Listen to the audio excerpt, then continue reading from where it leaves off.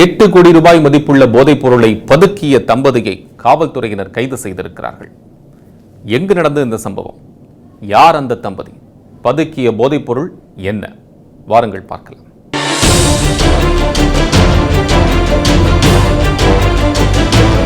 கோடிக்கணக்கான ரூபாய் போதைப் பொருளை பதுக்கியதாக கைது செய்யப்பட்டிருக்கிறார்கள் தூத்துக்குடி இனிகோ நகரில் வசித்து வந்த இந்த தம்பதி.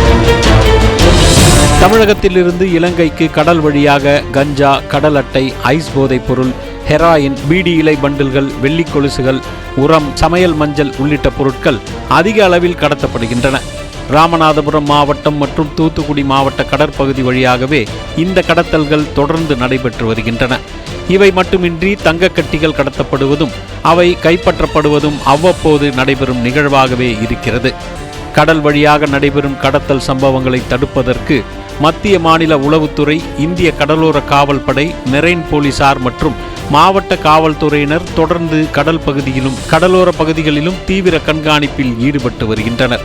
இந்த நிலையில் தூத்துக்குடி மாவட்ட தனிப்படை சார்பு உதவி ஆய்வாளர் ரவிக்குமாருக்கு இனிகோ நகரில் உள்ள ஒரு வீட்டில் போதைப் பொருட்கள் பதுக்கி வைத்திருப்பதாக தகவல் கிடைக்கவே போலீசாருடன் அங்கு சென்று சோதனை மேற்கொண்டனர். அப்போது அந்த வீட்டில் 8 கிலோ கிறிஸ்டல் மெத்தபெட்டமைன் எனப்படும் ஐஸ் போதைப் பொருள் பதுக்கி வைக்கப்பட்டிருந்ததை கைப்பற்றினர். இதையடுத்து சர்வதேச அளவிலான போதைப் பொருளை பதுக்கி வைத்திருந்த நிர்மல்ராஜ் மற்றும் அவரது மனைவி சிவானி ஆகியோரை கைது செய்து தூத்துக்குடி மதுவிலக்கு அமலாக்கப் பிரிவு போலீசாரிடம் தனிப்படையினர் ஒப்படைத்தனர். இந்த தம்பதிக்கு போதைப் பொருள் எப்படி கிடைத்தது? இவர்களுடன் தொடர்பில் உள்ளவர்கள் யார்? இதனை யாருக்கு கடத்துவதற்காக பதுக்கி வைத்திருக்கிறார்கள் என்பது குறித்து விசாரணை மேற்கொண்டு வருகின்றனர்.